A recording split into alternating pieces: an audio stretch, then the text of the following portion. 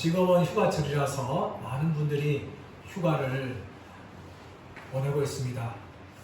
휴가를 떠나기 전에 사람들이 공통적으로 하는 것이 있습니다. 그것은 바로 휴가를 어떻게 보낼 것인가 하는 것에 대한 계획입니다. 휴가를 가기 위해서 먼저 사람들은 어디를 갈 것인지 장소를 정합니다. 그리고 휴가 기간을 정합니다. 그뿐만 아니라 휴가 때에 사용할 재정을 마련합니다. 그리고 더 나아가서 그곳에 가서 어떻게 보낼 것인지에 대한 계획들을 세웁니다. 휴가를 떠나면서 모든 사람들은 이렇게 휴가에 대한 계획을 세우는 것입니다. 그런데 휴가뿐만 아니라 비전 트립 같은 단기 선교를 갈 때에도 계획은 반드시 필요합니다. 하나님의 일을 하면서 계획 없이 일할 수는 없습니다. 비전 트립 가서 외국에 가서 복음을 전하고 또 국내 낙도 오제에 가서 복음을 전하는 그 사역을 하는 데 있어서 반드시 계획이 필요합니다. 구체적으로 무엇을 할 것인지에 대한 계획들을 세우고 국내로 해외로 떠나가게 되는 겁니다. 그뿐만 아니라 이런 비전 트립 할 때는 가기 전에 오랫동안 준비하는 기도를 합니다. 그 사역을 할 때에 악한 마귀에 틈타지 않도록 하나님 나라의 복음을 효과적으로 증거할 수 있도록 정말 뜨겁게 기도를 합니다. 저는 여러 차례 비전 트립을 해외로도 많이 다녀왔습니다. 그때마다 했던 것이 무엇인가 하면 가기 전부터 열심히 기도를 하는 겁니다. 그리고 교구의 성도들에게 기도를 부탁합니다. 우리가 이렇게 가서 비전 트립을 가게 되는데 꼭 우리를 위해서 기도해 주십시오. 그렇게 이게 비전 트립에 대한 계획도 이야기하면서 기도를 부탁을 하는 겁니다. 오늘 본문을 보면 사도 바울이 이와 같이 행동을 하였습니다. 사도 바울은 로마 방문 계획을 이미 오래전부터 가지고 있었습니다.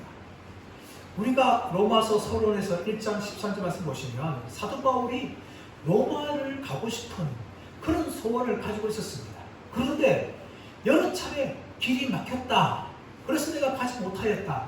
라는 것을 로마서 서론 부분 1장 13절에서 언급을 하였습니다. 그리고 오늘 이 결론 부분에 해당하는 부분에서 사도 바울은 또다시 이 자신의 로마 계획에 대해서 방문을 이야기합니다. 그리고 로마 교회 성도를 향하여서 자신을 위해서 기도해 달라 하고 기도를 부탁하는 내용을 우리가 볼 수가 있습니다. 먼저 우리 22절 보겠습니다. 22절 시작. 22절 시작. 그러므로 또한 내가 너희에게 가려 하던 것이 여러 번 막혔더니 22절에서 동일하게 1장 13절에 말했던 로마에 가지 못했던 이유에 대해서 이야기합니다. 그것이 무엇입니까? 여러 번 길이 막혀서 그렇게 가지 못했다는 거예요. 그런데 23절 이하에서는 이제 로마에 방문할 수 있게 되었다에 대해서 이유를 이야기합니다. 23절 말씀 보시면 이제는 이 지방에 일할 곳이 없고 또 여러 해 전부터 언제든지 스바나로 갈 때에 너희에게 가기를 바라고 있었으니 로마 방문을 가능했던 두 가지 이유에 대해서 23절에 이야기하고 있는데 한 가지는 무엇입니까? 지금 사도 바울이 있는 동부 지중해 이 지역 고린도를 중심한 그 지역에서 사역할 것이 없다는 거예요. 23절 말씀 보시면 이제는 이 지방에 일할 곳이 없고 사도 바울은 그만큼 사도 바울은 복음을 전하는데 열심을 냈습니다. 이 지중해 동부 쪽인 이 고린도 중심으로 해서 그 지역에 더 이상 복음을 전할 곳이 없다는 거예요. 이것은 조금 과장치기 표현입니다. 사도 바울은 복음을 열심히 전하였지만 모든 말마다 다 찾아가서 복음을 전한 것은 결코 아닙니다. 사도 바울의 사역이 어떤 사역이었습니까? 어느 지역에 가면 그 중심된 마을 그곳에 복음을 전합니다.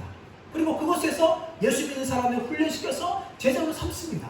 그러면 사도 바울은 그 지역을 그들에게 맡깁니다. 제자됐던 사람들이 그 인도를 흩어져서 복음을 전함을 통하여 그 지역이 복음을 되는 거예요. 이것이 사도 바울의 사역이었습니다. 사도 바울은 간 곳곳마다 거점을 정하고 그 거점에서 복음을 전함을 통해서 효과적으로 복음 사역을 전하였어요. 그러다 보니까 이제는 더 이상 사도 바울이 복음을 전할 것이 없다라고 이야기하는 것입니다. 이렇게 사도 바울이 로마 방문을 하게 된 것입니다. 여러분, 그러나 그 이전에는 여러 번 길이 막혀서 로마를 가지 못하였어요. 하지만 하나님께서 때가 되어지니까 이제 사도 바울이 사역을 마치고 로마를 방문할 수 있는 기회를 열어주십니다. 여러분, 이것을 볼 때에 우리는 무엇을 할 수 있는가 하면 우리가 생각하는 때와 하나님의 때는 전혀 다를 수가 있다는 것입니다. 우리는 나름대로 우리에게 주어진 기회가 지금이다 라고 생각하면서 지금 열리기를 원해요. 사도 바울도 그랬습니다. 로마를 계속 가고 싶었어요. 그러나 하나님께서 이 동부지중해 쪽에 복음을 전하는 일을 마치기 전까지는 하나님이 허락해 주지 않았습니다. 그리고 복음을 여기까지 다 전하니까 그제서야 하나님께서 로마를 방문할 수 있는 기회를 열어주시는 것입니다. 우리 인생 살다 보면 이럴 때를 종종 접합니다. 우리는 참 마음이 조급해요. 그래서 하나님 때를 기다리지 못합니다. 그러나 하나님께서는 전혀 조급하지도 않고 서두르지도 않습니다. 하나님의 정확한 때에 우리의 인생과 우리의 사역의 문을 하나님께서 그렇게 열어주시는 거예요. 물론 그 하나님의 때는 우리의 때와 전혀 다를 수가 있어요. 우리는 조급하기 때문에 지금 열리기 원하고 빨리 열리기 원하지만 결코 하나님은 우리의 생각하던 때와 달리 하나님의 때에 정확하게 일하는 것을 우리는 이 사도 바울의 사역을 통해서도 확인할 수 있는 것입니다. 이렇게 사도 바울은 하나님께 때가 되어서 열어주시니까 이제 가게 되었어요. 또 한 가지가 이유가 무엇입니까? 서바나로 갈 때에 내가 너희들에게 잠시 들르겠다. 그래서 너희들 얼굴 보겠다. 이렇게 이야기합니다. 이 서바나는 오늘날 스페인입니다. 스페인. 이 스페인은 그 당시에 땅끝이라고 할 정도로 아주 먼 지역이었어요. 사도 바울은 그 스페인까지 가서 복음을 전하는데 이 스페인에 가기 위해서는 로마를 잠시 들러가서 내가 너희들을 보기 원한다. 이렇게 사도 바울이 말하는 겁니다. 이 사도 바울의 사역이었어요. 사도 바울은 이렇게 로마를 방문한 데에서 그 목적을 이야기하고 있습니다. 25절 말씀 보시면 24절 말씀 24절 시작. 이는 지나가는 길에 너희를 보고 먼저 너희와 사귐으로 얼마간 기쁨을 가진 후에 너희가 그리로 보내주기를 바랍니다.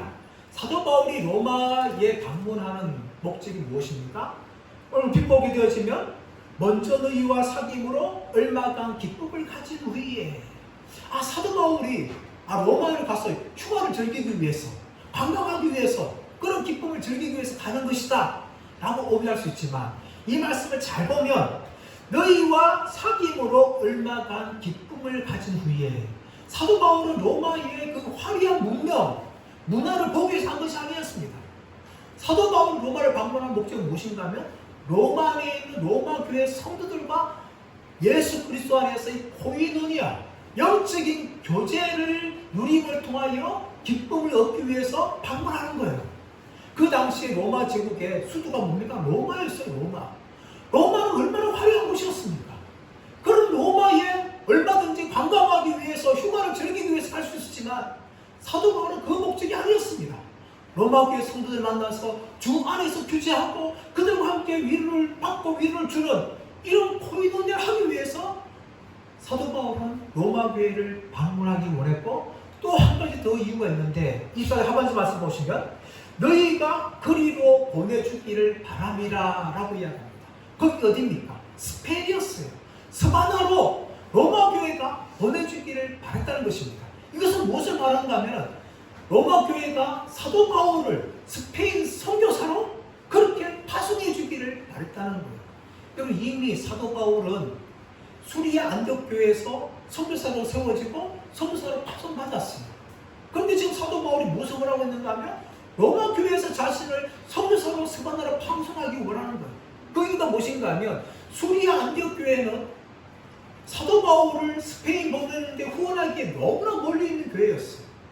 사도 바울은 전혀 도움을 받을 수 없었습니다. 그래서 로마 교회 방문해서 로마 교회 성도들로 하여금 자신을 선교사로 보내고 후원해 주기를 원했던 겁니다. 오늘 말씀 나오는 이 보내다는 이 헬라 단어가 프로펜포라는 단어인데 이 단어는 바로 선교사를 보낼 때 물질이라든지 또 여러 가지 필요한 것이라든지 또 사람들을 도와주는 것을 이야기합니다. 그러니까 전문적인 이 선교사 파송할 때 사용하는 단어예요. 사도 바울은 로마교를 통해서 자신을 선교사로 스바나로 파송해서 복음을 전하게 하는데 후원해달라 이렇게 요청하기 위해서 사도 바울은 로마 교회를 방문하기를 원했던 겁니다. 그런데 사도 바울은 로마를 방문하기 전에 한 가지 더 자신이 먼저 할 일이 있는데 그 일을 한 후에 내가 너희들을 방문하겠다라고 이야기합니다. 25절 말씀 볼까요? 25절 시작. 그러나 이제 내가 성도를 섬기는 일로 예루살렘에 가노니. 로마를 방문하기 전에 사도 바울은 예루살렘에 먼저 들리겠다 이야기하고 있어요. 그 이유가 무엇인가 하면 성도를 섬기는 일이라고 이야기하고 있는데 예루살렘 교회를 향해서도 동일하게 성도다라고 부르는 겁니다. 그리고 예수를 믿는 사람들은요, 어느 지역이든지 간에 다 주 안에서 성도가 되는 거예요. 주 안에서 형제로 자매가 되는 겁니다. 여러분, 이것은 피부색이라든지 지역이라든지 빈부 귀천 아무 상관이 없어요. 예수를 믿기만 하면은 다 성도가 되는 겁니다. 즉 사도 바울은 로마 교회를 향하여서 성도라 부를 뿐만 아니라 예루살렘 성도를 향하여서 동일하게 성도라 부르는 겁니다. 자신은 내가 너희들 가기 전에 예루살렘에 성도를 섬기기 위해서 먼저 가기를 원한다 라고 이야기하면서 그 일에 대해서 26절에서 이야기합니다. 26절 시작. 이는 마게도냐와 아가야 사람들이 예루살렘 성도 중 가난한 자들을 위하여 기쁘게 얼마를 연보하였습니다. 그리고 그 이유가 뭡니까? 마게도냐와 아가야 사람들이 예루살렘 성도들 중에 가난한 자들을 위해서 헌금을 준비했기 때문에 자신이 그 헌금을 전달하기 위해서 예루살렘에 먼저 간 후에 내가 너희들에게 가겠다 그렇게 말하는 겁니다. 그렇다면 왜 예루살렘 교회 안에, 예루살렘은 그래도 이스라엘 중에서 가장 중심된 도시 아닙니까? 그 도시 안에 성도들이 왜 가난했을까요? 이것은 여러 가지 이유가 있는데 크게 두 가지 이유가 있습니다. 하나는 무엇인가 하면 이 예루살렘은 이스라엘의 수도에 해당하지만 로마 제국에 보았을 때는 변방에 불과했어요. 시골 지역에 불과했습니다. 그 당시에 모든 부가, 돈이 어디로 몰렸는가 하면 로마 제국 안에 몰렸고 로마 제국의 큰 도시들이 몰렸고 그 중에서도 또 로마라는 곳에 모든 돈들이 몰렸어요. 쉽게 말하면 오늘날 우리나라 이야기하면 요즘 지방은 거의 다 축구하고 있어요. 돈이 어디 다 몰리고 있어요? 서울, 경기도 쪽 다 몰리고 있는 거예요. 마찬가지로 로마 제국 내에 예루살렘은 변방 지역이기 때문에 전혀 돈이 흘러갔어요. 가져갔어요. 모든 돈들이 다 이 로마 제국의 큰 대도시들과 또 중심이었던 로마에 흘러갔기 때문에 예루살렘은 가난하게 되었고 그 중에서도 예수 믿는 사람들은 더 가난할 수밖에 없는 거예요. 유대인으로부터 많은 핍박받았기 때문에 이 사람들은 더 경제적으로 궁핍할 수밖에 없었습니다. 또 한 가지 이유는 무엇인가 하면 이 주후 46년, 48년경에 이 예루살렘 근방에 큰 대지진이 일어났어요. 기근이었어요, 기근. 기근이 일어나가지고 흉년이 들었어요. 근데 이것에 대해서 이미 사도행전 11장에서 아가보라는 예언자가 예언을 하는 내용이 나옵니다. 사도행전 11장 20절 30절 말씀 보시면 예루살렘 지역에 그 근방에 큰 흉년이 날 것이다. 그 예언대로 글라우디오 황제 때에 흉년이 일어나가지고 온 세상이 가난하게 되었는데 특별히 이 예루살렘에 가난하게 되었다는 거예요. 이런 일들이 일어나게 된 겁니다. 온 세계에 기근이 일어났고 또 예루살렘에도 기근이 일어나게 되어지니까 성도들이 가날 수밖에 없는 거예요. 이 소식을 들었던 이 마게도냐와 아가야 지역에 있는 교회 성도들이 너무나 마음을 아파하면서 그들의 가난함을 도와주기 위해서 십시일반 헌금을 하는 거예요. 그 헌금을 가지고 사도 바울이 예루살렘에 올라가겠다 하고 사도 바울이 말하고 있는 겁니다. 이런 사역을 하는 데 있어서 누가 도와달라고 하면 로마 교회에 향하여서도 자신을 이 예루살렘에서 헌금을 전달하고 또 들렀다가 스바나를 가는데 나를 도와달라 하고 이야기하는 겁니다. 여러분, 성도를 돕든지 간에 선교사를 파송하든지 간에 무엇이 필요합니까? 물질이 필요해요. 헌금이 필요합니다. 그래서 성도들이 헌금을 하는 거예요. 하나님은 돈이 필요 없었어요. 그러나 사람은 돈이 필요하죠. 특별히 하나님 나라의 사역을 하기 위해서는 돈이 필요합니다.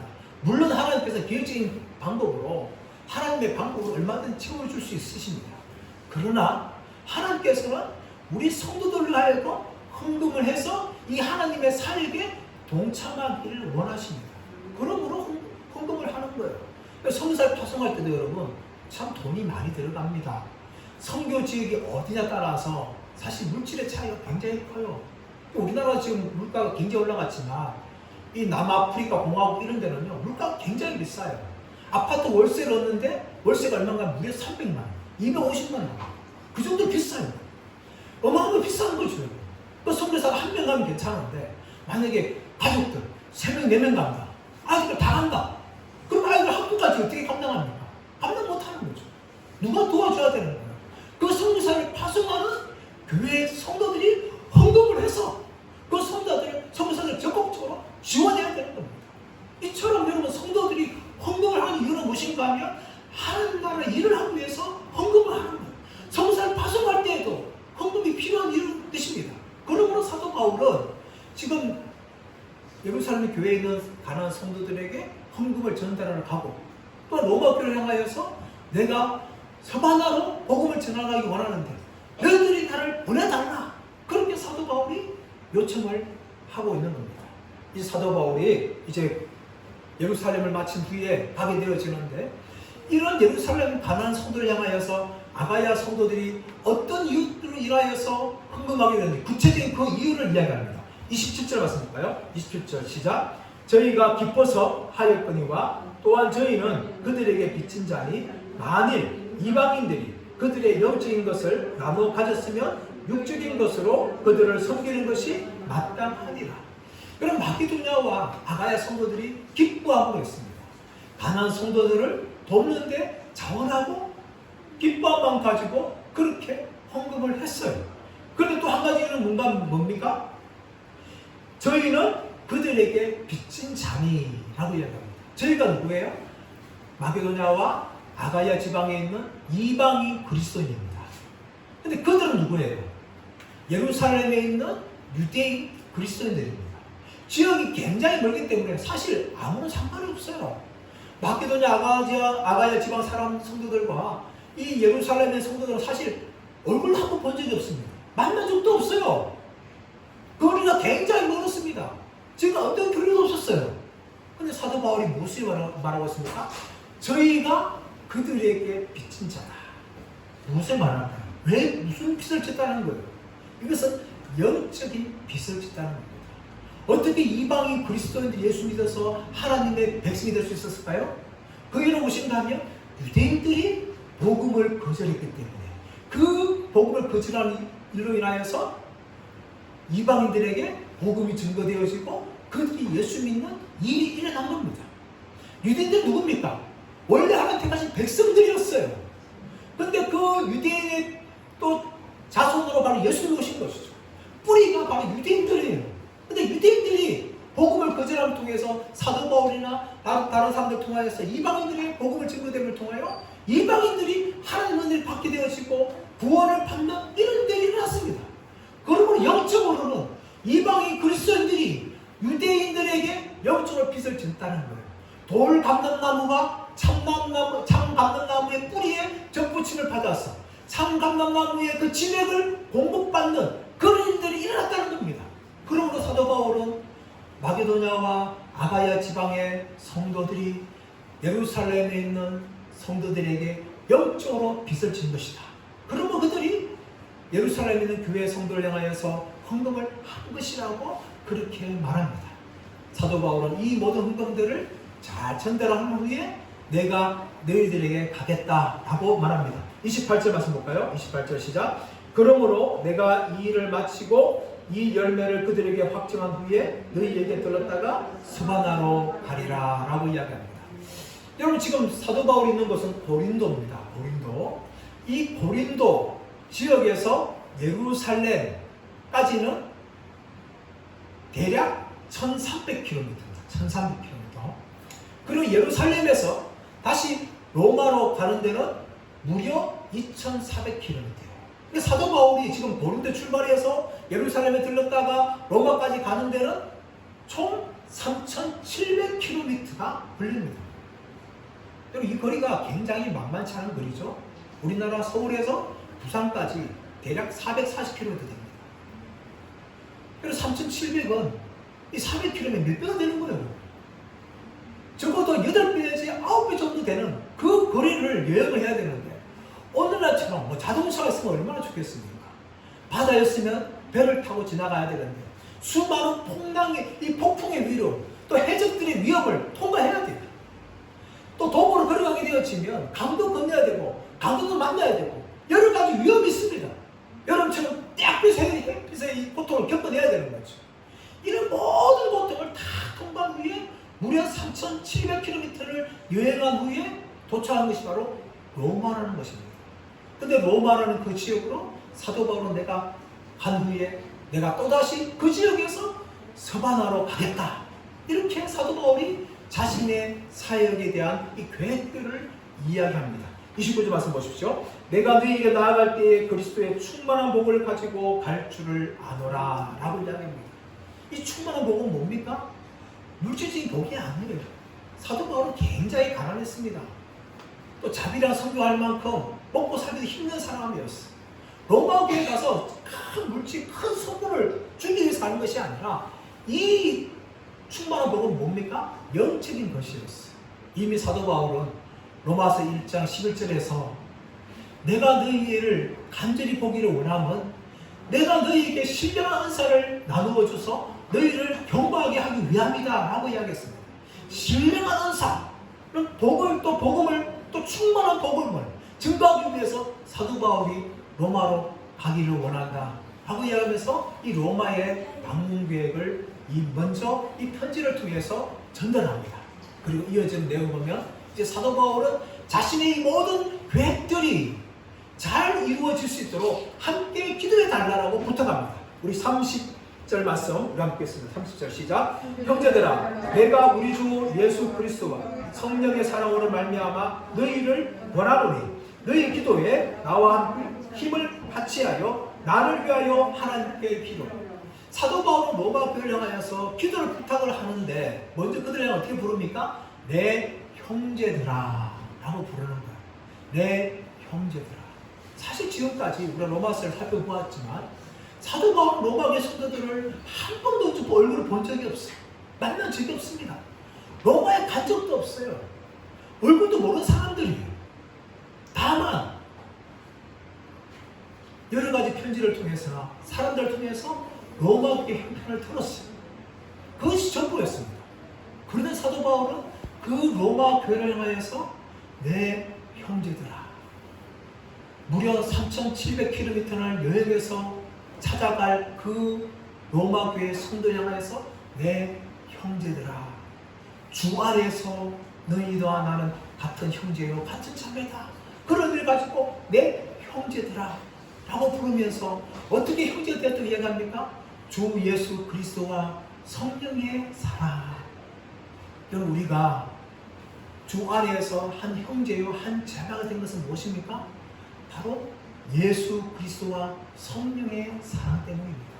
예수님의 사랑과 성령의 사랑 때문에 우리가 예수님 안에서 한 형제와 자매가 되는 겁니다. 나이차 상관없어요. 직분차가 상관이 없습니다. 신앙의 연수가 상관없어요. 모두가 다 예수 그리스도와 성령의 사랑 안에서 다 형제이고 자매가 되는 겁니다. 그리고 사도 바울은 자신의 기도를 부탁을 하고 있는데 내가 너희를 권한다 라는 단어를 사용하는 거예요. 이 단어가 다른 성경에서는 어떤 성경에는 부탁한다 라는 말로 번역이 되었는데 좀 약한 번역이에요. 이 권한다는 말은 무슨 말인가 하면 강력하게 요청한다. 강력하게 요청한다. 사도로서 같은 형제로서 내가 너희를 향해서 강력하게 요청한다. 그런데 사도 바울이 기도를 부탁을 합니다. 그러면서 그 내용을 보면 30절 계속 보시면 너희를 권하노니 너희 기도에 나와 힘을 같이하여 나를 위하여 하나님께 빌어달라 라고 이야기합니다. 나와 힘을 같이 하여. 사도 바울은 멀리 떨어져 있었어요. 3,700km 떨어져 있는 그 로마 교성 여행에서 나와 힘을 같이 하여 기도하라. 그렇게 이야기하는 겁니다. 힘이란 단어를 사용하고 있는 거예요. 기도할 때 뭐가 들어가요? 힘이 들어가는 거예요. 기도는 우리 흔히 하나님과의 대화다라고 이야기하지만 그것은 결코 쉬운 만만한 하나님과의 대화가 아니에요. 기도는 무엇인가 하면 기도는 힘이 들어가는 하나님과의 대화입니다. 그러면 기도는요 영적인 전투예요. 영적인 싸움이에요. 여러분 기도가 여러분 결코 쉽지 않습니다. 힘을 같이 하다는 것이 무슨 뜻인가 하면은 신 아고니조마이, 신이란 것은 함께, 아고니조마이는 전투하다, 경쟁하다 이런 의미가 있어요. 힘을 같이 한다는 것은 힘을 합하여서 전투한다는 거예요. 여러분 예수님께서 겟세마네 동산에서 누가복음 22장 44절에서 기도한 장면을 설명하는데 힘쓰고 애써 기도하니 땅에 떨어지는 핏방울같이 되었더라 라고 이야기합니다. 겟세마네 동산에서 이 잔을 옮겨 주옵소서. 그러나 나의 원대로 하지 마옵시고 아버지 원대로 하옵소서. 그렇게 간절히 기도하는데 예수님은 힘쓰고 애써 기도했다는 거예요. 신 아고니조마이, 그렇게 예수님이 힘을 다하여서 그렇게 기도하는데 하늘의 천사들이 예수님의 기도를 도울 만큼 예수님은 그렇게 간절하게 뜨겁게 기도했다는 겁니다. 그러므로 기도는요 영적인 노동이에요. 노동. 기도하는 것이 결코 쉽지 않습니다. 기도는 어쩌면 영적인 활동들 중에서 가장 어려운 것이 기도라고 볼 수 있습니다. 힘든 거예요. 왜 그럴까요? 기도하는 데 있어서 마귀가 방해하기 때문입니다. 여러분 마귀는요 결코 기도하는 성도를 기뻐하지 않습니다. 기도할 때 굉장히 방해해요. 마귀는 우리 영적으로 깨어있으려면 방해하죠. 자꾸 기도할 때도 얼마나 방해하는지 몰라요. 기도하지 못하도록 환경을 막아버립니다. 그뿐만 아니라 기도할 때도 여러분 온갖 잡생각을 던져버리죠. 기도에 집중하지 못하게 합니다. 또 기도하는데 불신을 주장해요. 내가 이거 기도한다 해서 하나님 들으시겠나? 하나님 나라 사랑하지 않을 거야. 기도할 때도 온갖 불신을 우리가 던져버립니다. 잡생각을 던져버려요. 기도하기가 너무나 어렵습니다. 기도는 영적인 노동. 그렇다면 왜 마귀가 이렇게 우리가 이렇게 기도하는 데 있어서 온갖 방해를 할까요? 그 이유는 무엇인가 하면 하나님께서는 우리의 기도를 사용하시는 그 기도를 사용하지 못하도록 막는 겁니다. 하나님은요 우리 기도를 사용하세요. 성도들을 하여금 기도하게 하시고 그 기도를 통해서 하나님이 일하십니다. 물론 하나님께서는 전능하시기 때문에 우리가 기도하지 않아도 그분의 능력으로 얼마든지 하나님 일을 할 수 있습니다. 그럼에도 불구하고 하나님께서는 연약한 우리를 동역자로 부르시고 우리로 하여금 기도하기를 원하시고 우리가 기도한 그것을 하나님이 사용하시기를 원하시는 것입니다. 그런데 이 모든 것을 방해하기 위해서 마귀는 역사하는 거죠. 기도하지 못하도록, 기도하는데도 기도에 집중하지 못하도록 온갖 방해를 다 하는 겁니다. 그럼 우리가 기도할 때 어떻게 해야 돼요? 힘쓰고 애써 기도해야 되는 겁니다.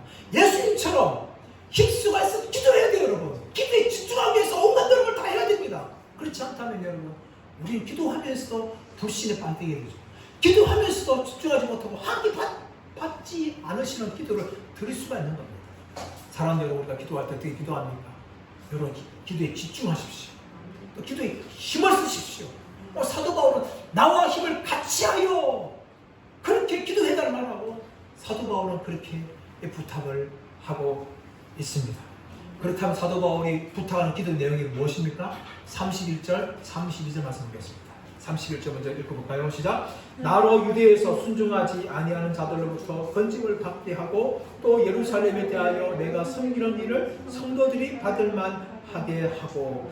두 가지의 기도의 31절 먼저 나오고 있는데 하나는 무엇입니까? 나로 유대에서 순종하지 아니하는 자들로부터 번짐을 받게 하고. 사도 바울이 예루살렘 올라가는 건요, 사실 결코 쉬운 일이 아니었습니다. 왜 그렇습니까? 사도 바울은 유대인들로 보았을 때는 그는 변절자였어요. 그는 반역자였습니다. 과거에는 사도 바울은 자신이 말하듯이 자신은 유대인 중에 유대인이고 바리새인 중에 바리새인이었습니다. 율법으로는 열심을 가지고 있고 흠이 없는 자로 했습니다. 그리고 그 열심을 가지고 예수 믿는 사람들을 박해했어요. 그것이 바로 하나님을 섬기는 도리라고 생각했었습니다. 하지만 다메섹 도상에서 예수를 만난 후에 그의 인생이 완전히 달라지는 거죠. 예수 믿는 사람 핍박한 사람이 아니라 예수님을 전한 사람, 복음 때문에 오히려 자신이 박해받는 사람으로 변하게 된 겁니다. 그것을 보고 유대인들은 굉장히 분노했어요. 저 바리새인이었던 저 사도 바울을 죽여야 된다 할 만큼 암살단들이 조직될 만큼 사도 바울을 그렇게 미워했고 박해하였습니다. 사도 바울은 유대인으로부터 가는 곳곳마다 핍박을 받았어요. 그러므로 사도 바울은 예루살렘에 올라가는 것이 자신의 신변에 굉장한 위험이 된다는 것을 이미 다 알고 있었습니다. 그리고 사도행전 21장 13절 말씀 가보시면 아가보가 예언한 내용이 나옵니다. 아가보는 바울의 띠를 가지고 자신의 수족을 묻습니다. 그리고 성령으로 예언하기를 이 띠 인자가 이렇게 묶임을 당할 것이다 라고 예언합니다. 사도 바울은 예루살렘 올라가기 전부터 성령에 감동된 예언가로부터 자신이 체포될 것이라는 것을, 또 자신의 생명이 위험할 것이라는 것을 소식을 듣게 되었습니다. 그래서 주위에 있는 누가를 비롯한 성도들이 엉엉울리 말립니다. 왜 예루살렘 올라가냐고, 예수 올라가 다시 핍박받는다고, 박해받는다고 그렇게 사도 바울을 말립니다. 그래서 사도 바울이 왜 너희가 울어서 나의 마음을 상하게 하느냐, 내가 예루살렘 올라가서 내가 결박될 것과 내가 갇히게 된 것뿐만 아니라 죽을까지도 나는 각오하고 있다. 사도 바울이 말하면서 예루살렘에 올라갑니다. 그러므로 사도 바울은 분명히 예루살렘에 자신 갇힐 위험을 알고 있었기 때문에 로마 교회 성도들에게 기도 부탁을 하는 거예요. 내가 유대에 순종하지 않는 사람들로부터 보호를 받을 수 있도록 너희는 나를 위해서 기도해 달라 라고 이야기하는 거죠. 두 번째 기도 제목이 뭡니까? 30절 계속 보시면, 31절 보시면, 또 예루살렘에 대하여 내가 섬기는 일을 성도들이 받을만 하게 하고. 이게 무슨 말인가 하면 예루살렘이 지금 마게도냐와 아가야 지방의 성도들이 헌금한 것을 가지고 예루살렘에 올라갑니다.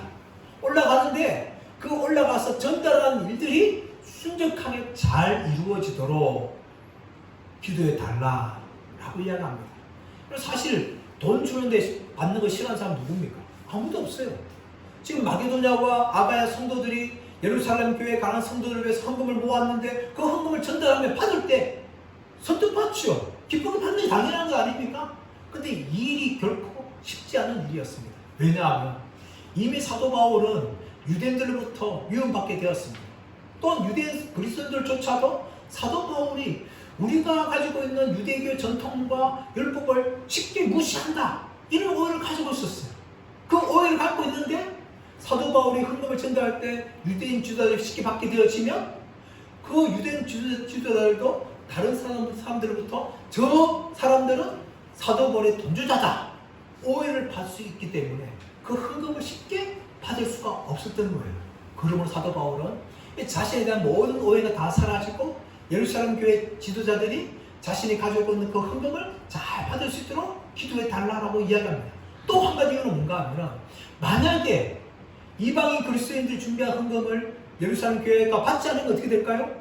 이방인 그리스도인들과 유대인 그리스도인의 골이 훨씬 깊어지는 거죠. 벽이 생기는 거예요. 하나 될 수 없는 거예요. 그러므로 사도 바울은 자신이 준비한 그 헌금을 유대인 그리스도인들 예루살렘 교회가 잘 받을 수 있도록 로마 교회를 향하여서 기도해 달라고 부탁을 합니다. 세 번째 제목이 32절 말씀 나오고 있는데 32절 읽어보겠습니다. 시작. 나로 하나님의 뜻을 따라 기쁨으로 너희에게 나아가 너희와 함께 편히 쉬게 하라 라고 이야기합니다. 이 말이 뭡니까? 내가 로마 교회에 너희 방문하여서 너희와 함께 편히 쉴 수 있도록 기도해 달라 라고 이야기하는데, 잘 보시면 뭐가 들어있는가 하면 나로 하나님의 뜻을 따라 기쁨으로 너희에 나가라고 이야기합니다. 무엇을 따라요? 하나님의 뜻을 따라. 그래서 사도 바울은 이미 오래전부터 로마 교회를 방문하기 원했습니다. 근데 그것이 단지 자신의 소만 아니라 그것이 하나님의 뜻이기 원하고 하나님의 뜻대로 인도받기를 원했다는 것입니다. 1장 9절 10절 말씀에서 사도 바울은 이미 고백을 했어요. 내가 너희를 위해서 계속해서 기도하고 있다 하면서 내가 너희를 만나기 원하는데 하나님의 뜻 안에서 너희를 만나기 원한다. 그렇게 1장 9절 10절에서 이미 말한 적이 있습니다. 오늘 마지막 32절 부분에서 무슨 말합니까? 나로 하나님의 뜻을 따라 너희에게 가서 기쁨을 누리기 원한다. 그렇게 이야기하는 거죠. 사도 바울은 간절한 소원이었어요. 로마 교회를 방문해서 그 성도들과 기쁨 가운데 교제하기 원하는 것이 자신의 소원이었는데 그것이 자신의 소원대로 이루어진 것이 아니라 하나님의 뜻을 따라 이루어지기 원한다 라고 기도 부탁을 하는 겁니다. 여러분 이것이 바로 기도입니다. 기도가 무엇입니까? 우리는 기도를 우리의 소원을 가지고 무조건 하나님께 아뢰는 것을 기도라고 이야기하는데 그것이 기도가 아니에요. 기도는 무엇인가 하면 하나님의 뜻이 무엇인지를 분별하고 그것을 위해서 기도하는 것이 진짜 기도의 본질이에요. 그럼 대부분 우리는 어떻게 기도합니까? 우리의 소원이 하나님 뜻과 전혀 상관없다 하더라도 내 소원을 이루기 위해서 주시옵소서 그렇게 기도합니다. 그래서 오늘날 기독교가요 주시옵소서 종교가 되고 말았습니다. 하나님 뜻이 무엇인지 내가 소원하는 것이 정말 하나님 뜻과 이루어지는 것인지에 대한 전혀 관심도 없고 내 뜻만을 이루기를 원하는 것이 오늘날 기독교의 많은 성도들의 모습입니다. 그래서 기도가 아닙니다. 그것은 불신자들이 하는 거죠. 자신의 소원이 이루어지기 원하는 것은 다 불신자와 마찬가지입니다. 자신이 믿고 있는 신을 향하여서 자신의 소원을 이루기 위해서 새벽에 일어나서 또 밤늦게 간절히 기도하고 있지 않습니까? 교인들에게 기도한다면 그래서 하나님을요 이방의 신들처럼 믿는 거예요. 우리가 먼저 앞서야 되는 무엇인가 하면 내 소원과 내 뜻이 아니라 하나님의 뜻이 무엇인지를 아는 겁니다. 그리고 그것을 위해서 기도하는 거예요. 비록 내 소원이 사도 바울처럼 로마 교회를 방문한 것이 할지라도 그것이 내 뜻대로 이루어진 것이 아니라 하나님의 뜻을 따라 이루어지기 원한다. 이렇게 사도 바울이 강구하는 것처럼 우리는 그렇게 기도해야 되는 겁니다. 내 소원이 아무리 그렇다 할지라도 이것이 내 뜻대로 이루어진 것이 아니라 하나님 이 모든 것이 하나님 뜻 안에서 이루어지기 원합니다. 예수님께서도 겟세마네 기도할 때에 내 소원대로 하지 마옵시고 아버지의 원대로 아버지의 뜻대로 하옵소서 하면서 예수님께서도 조차도 내려놓았습니다. 마찬가지로 우리가 소원을 강구할 때도 내 소원대로 이루어지는 것이 아니라 이 모든 것이 하나님의 뜻 안에서 이루어지기 원합니다. 그렇게 우리가 기도해 주겠습니다. 이렇게 사도 바울이 기도한 후에 이제 사도 바울은 마지막 로마 교회에 향하여서 축복 기도합니다. 33절 말씀 읽어보겠습니다. 시작. 평강의 하나님께서 너희 모든 사랑과 함께 계실지어다. 아멘. 사도 바울이 이 로마 교회를 향하여서 축복 기도를 하고 있는데 이 축복 기도 내용이 뭡니까? 평강의 하나님께서 너희 모든 사랑과 함께 계실지어다. 하나님을 향하여서 평강의 하나님이라고 말합니다. 이것은 하나님 자체가 평강이시고 또 우리에게 평강을 주시는 평강의 근원 되신다는 것을 말하는 것입니다. 그런데 이 평강의 하나님께서 너희 모든 사람, 이 너희 모든 사람 누구 있는 거예요? 로마 교회 안에 유대인 그리스도인들과 이방인 그리스도인들이 있었습니다. 이 모든 사람들에게 평강이 있을지어다 하고 축복 기도하는 겁니다. 바로 이 로마 교회 안에는요 이 하나님의 평강이 필요했어요. 이미 사도 바울이 언급했던 것처럼 로마 교회 안에는 유대인 그리스도인들과 이방인 그리스도인 간에 갈등이 있었습니다. 이방인 그리스도인들 모든 거 다 먹을 수 있다. 어떤 날은 다 같은 날이다. 라고 이야기하면서 아무 구애받지 않고 자유롭게 신앙생활을 하였습니다. 근데 유대인 그리스도인들은 아니다. 부정한 고기를 먹지 않아야 된다. 또 안식일을 지켜야 된다. 유월절을 지켜야 된다 하면서 유대인의 전통을 소중하게 여겼어요. 그런 말미암아 이방인 그리스도인들과 유대인 그리스도인이 갈등이 있었어요. 그러면 사도 바울은 너희 모든 사람들에게, 유대인 그리스도인들과 이방인 그리스도인 너희 모든 사람들에게 평강의 하나님께서 너희 모든 사람들과 함께 하기를 원한다 라고 축복 기도를 하는 겁니다. 사랑하는 여러분, 이런 축복 기도가 오늘날 한국교회도 얼마나 필요한지 몰라요. 교회마다 얼마나 갈등과 분열이 있는지 모릅니다. 얼마나 다툼과 싸움인지 몰라요. 또 한국교회 안에 성도들 안에도 얼마나 갈등이 있는지 몰라요. 교회 안에도 얼마나 좀 아픔인지 모릅니다. 성도들 가정 가운데도 서로 갈등하고 있어요. 가정에 갈등하고 있어요. 정말 하나님의 평강이 한국교회에 필요하고 한국교회 성도들의 가정 가운데 필요하다는 것입니다.